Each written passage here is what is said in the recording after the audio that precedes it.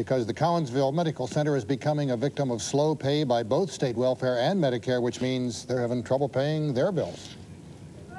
In case you're one who has little or no sympathy for doctors, hospitals, or outpatient facilities like this one in Cowansville, think again.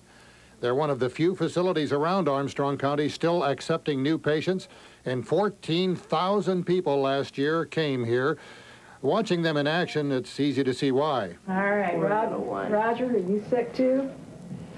Bunny says he thinks he's doing okay, but if he gets a sore throat or a fever, he's going to come back, all right? There are no doctors for miles in a lot of areas, and I come about 8 miles to be here, and it's worth it because of they take low-income families, and they're great with children. What is that? What is that noise? What are you doing? What are you doing? Are you making noises? Huh? And everything that I've ever needed, I've been able to do here, from childbirth through illnesses. The problem is a lot of these folks, if the center were to close, would have nowhere to go because many physicians aren't taking new patients, certainly not public assistance patients.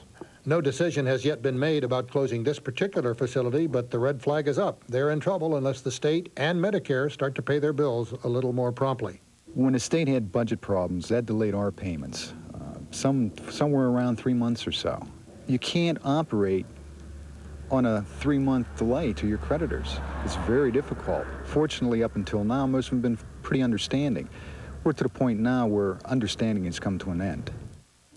It's a facility that is clearly needed. It's providing valuable community service to many who might not find another source for medical help if they close in the Connellsville area.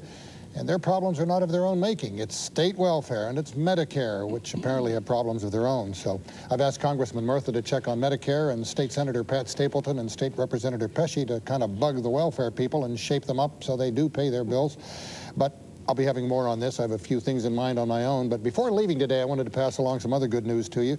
They began the core drilling in Munhall today on Sunset Drive, and I hope they find a mine shaft under these homes, because if they do, then they would qualify in that neighborhood for a remedy by the Office of Surface Mining or DER, because, you know, unless it is mine subsidence, the money just can't be spent that way, and the people would be on their own.